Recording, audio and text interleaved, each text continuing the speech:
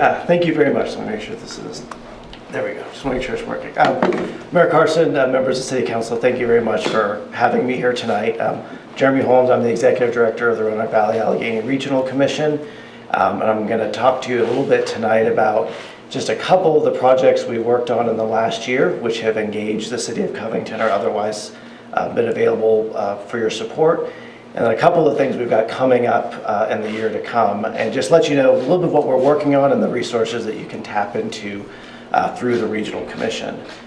I do always like to take this opportunity to provide a little bit of a refresher for those who may not be familiar with what the Regional Commission is. I know we have some new City Council members, so this may be a learning opportunity. But we are one of 21 planning districts created by the state and charged by the Code of Virginia to work with our member governments around issues of greater than local significance, which basically means if something crosses a border into a neighboring locality, if there's something that you share with your neighbors, a challenge or an opportunity, we're here to help bring resources to that, convene discussions around it, bring state, federal resources to addressing those issues, ideally so that we create more cost-effective solutions to things that may be affecting more than one locality. Half of our work approximately is in transportation, as you can imagine. Roads don't stop at borders.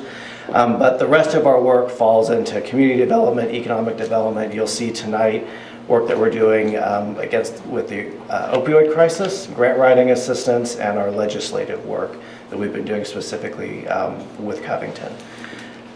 We think, a pretty good investment for every dollar that we get in local dues. We leverage that for another $11 in state, federal, and other resources that come right back to this community, either through the Commission's programming or in direct services provided to our member governments. As an example, we received some money a couple of years ago from Virginia Housing to support affordable housing development, and some of that money went to the Rivermont School project here to help with the construction, the construction of that project.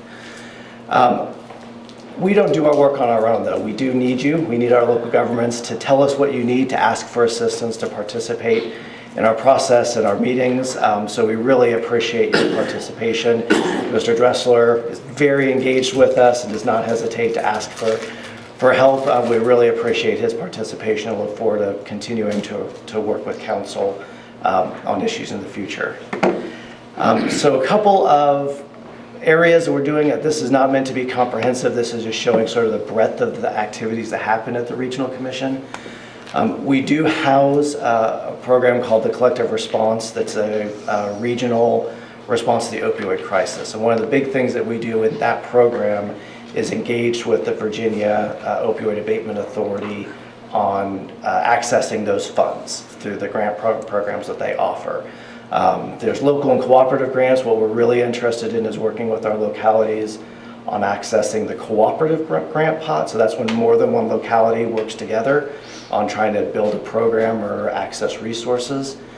This year, we developed a pre-application process. It's sort of a demonstration project with Roanoke City and Roanoke County, but is available to every locality in our region. And this is a way that if you've got a program, so an entrepreneur or your CSB or someone wants to access that funding, they can submit a pre-app through us, and our collective response stakeholders and advisory committee, who are all experts in this field, can sort of score those projects on, is this viable? Is this going to do what it says it does? Is this a strong grant application, so that you know if you were to choose to go forward with making an application to OAA, you'd have a good sense that this is a good application, or can we expand this to cover our neighbors or something like that. This is our first year doing it. We just literally wrapped that process up last week. We are reviewing scores tomorrow, and one of the things we're going to do next month is what we call a gap analysis. So what didn't get asked? What do we know? What needs are there in law enforcement or workforce training or reentry programs that no one asked for funding from our region? And how can we develop some programs for next grant cycle to make sure we go after that funding and get some need met? So we will be back in touch with you later in February, most likely, with maybe some ideas that came out of that analysis, if there's any projects that you want to pursue that through the OAA. So that's one of the areas. We also offer ongoing technical assistance. So if you or any local business or nonprofit wants to access that funding but doesn't know how to go about that, you can call us and we can help walk through that process and even help write a grant or access that funding on your behalf. So that's one of the areas that we're doing work. I mentioned also our legislative work. 2 years ago, we started the first regional legislative agenda. As you're probably all aware, the power in Virginia has very much shifted to Northern Virginia and the eastern part of the state. And we want to make sure that those of us in Southwest Virginia and the rural parts of Virginia don't get lost and make sure that our needs are met in Richmond. So one of the ways we went about that recently is we organized a lunch here at the Masonic Theater in Clifton Forge, just focused on the Allegheny Highlands, Craig, and Botetourt, our Appalachian Regional Commission communities. Delegate Austin and representatives from Senator Head's office were there, and this was a chance for you to get up and say what you needed, what were your challenges, but also what was going well and what you wanted to make sure continued to get support from Richmond so that you didn't lose momentum. I think that last part was really important. I do need to say that Covington has no bigger cheerleader than Alan Dressler. And he did a really great job standing up in front of folks in Richmond and talking about what a success story Covington has been, but also we continue to have needs, and Richmond needs to respect those and support that. So we had a really great conversation with Delegate Austin and Head, and it was really important for that relationship building, and we were glad you were there and helped host things and continued our advocacy in Richmond. So we're very excited to do that. One of the last programs I want to highlight is our Ready Appalachia, our grant writing bench. And I talked about this a little bit last year when I was here. This is a pot of funding the Appalachian Regional Commission has provided us, where we have hired, essentially, we hired a bunch of professional federal grant writers that you can access for free to access any kind of pot of funding that you want. And these are folks, we've got 5 folks, we went through a competitive process to bring them on board, who have success in a range of different federal programs. We've already used them in our first year to tap into a couple of research efforts to identify funding opportunities, with Allegheny County looking at water and sewer infrastructure and needs there and how we can get those funded. We looked at an emergency radio service in Craig and more ways that we get creative funding to access that. Some projects in Botetourt, we just started working with Clifton Forge and the Masonic Theater on identifying sustainable funding for that cultural organization. So that money is there. We have until October to spend the rest of it. And I just want to put this out as a reminder that just ask for help. We've got these folks on board. We try to send out a weekly email, just like what are some of the federal grant opportunities we've seen this week. But if you've got a need and don't even know kind of what funding matches that, these folks are experts in the research. So that's why we've done some research projects as well as some grant writing projects. So please know that that's there. The ARC is probably not going to repeat this program, so this is kind of our one shot to get access to this funding. We really want to make sure it gets spent on your behalf, and we can do some things to support Covington through that program. So just call me, send me an email, and we'll get you connected to the bench. So I wanted to highlight those 3 programs just to show a little bit of some of the things we've done in the last year and the range of work, again, legislative, grant writing assistance and so forth. These are a couple of things that we've got on deck that are going to create opportunities for Covington to tap into. We are starting a regional truck parking study. This is out of our transportation program, and this is to address some of our communities have really struggled with improper or illegal truck parking as they're waiting for last mile delivery, the lack of truck parking resources that the state provides. So we're going to look at what is our freight demand, where are trucks parking, why are they parking in places that might be unsafe for them to be, and what can we do with local policy with VDOT, and working with the trucking industry to make sure they don't do that. And so we'll have some policy recommendations that come out of that. That should be done in June. We're about to have a kickoff meeting probably the next week or 2 with a consultant who will lead that project. The other thing we've got going right now is our regional pre-disaster hazard mitigation. That's a mouthful to say all that, but it's our hazard mitigation plan. This is a required product from FEMA that makes us eligible to access funding in the case that there is some kind of disaster in our region. As an example, a number of years ago, a tornado touched down in Lynchburg.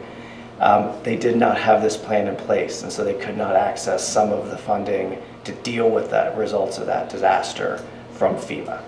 So it's a necessary precondition in the awful case where something happens. As we saw with Helene, though, it's not as unlikely as we think. So this is going in place. We've already engaged the Covington, and we've engaged the region behind this. We're about halfway through with it. We expect to be done this fall. But just so you know that this is underway, and this is something that we're doing to make sure that you can access these resources if necessary. And then the last thing is our comprehensive economic development strategy. See, trucks, hazards, and economic development, we kind of do a little bit of everything at the Commission. But this is another sort of precondition for funding project. This establishes the region's priorities for economic development and what kinds of investment we might be looking for industrial site development, workforce training, what kind of infrastructure is necessary, access roads, that kind of thing. A lot of that requires projects to be in this plan before we can get funding from EDA or USDA or some other federal programs. Our focus with this update, so right now, if you look at our plan, it's 100 pages of a lot of data. We're trying to narrow that down so it's a really actionable plan that has some project priorities such as the pad site and other places that are set up with implementation and funding pathways in line. So we can immediately go from that and start working with our federal partners to get some of these things funded. We have just started that. It needs to be done in June, so we will wrap that up in June. And as one of the upcoming meetings in March, we actually have representatives from EDA and USDA present to talk to us about how they use this plan to help them approve funding so that we can make sure that it is in line with those federal needs.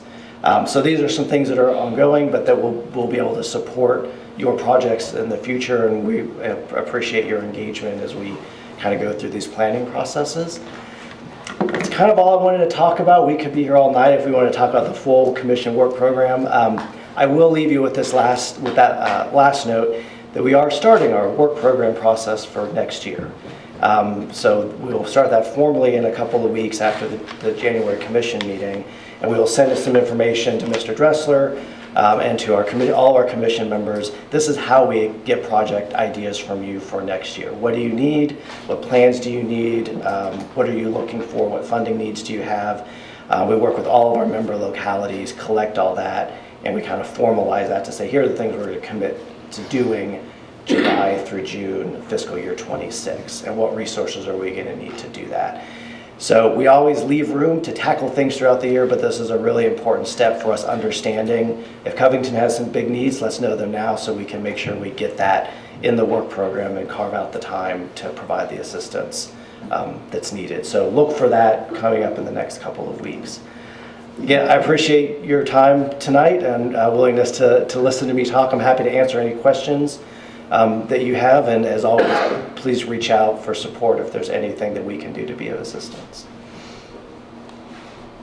Jeremy, thank you a lot for coming. Be careful going home. Yeah, I stuck a little bit behind a log truck on the way up. It was a little sketchy, but I don't think it'll be okay. And I want to also recognize Mr. Carson for your presence at the legislative luncheon. Yes. And I'm glad that you were there to help promote Covington and work with our legislators. We do have a good cheerleader. Yes, it's the best.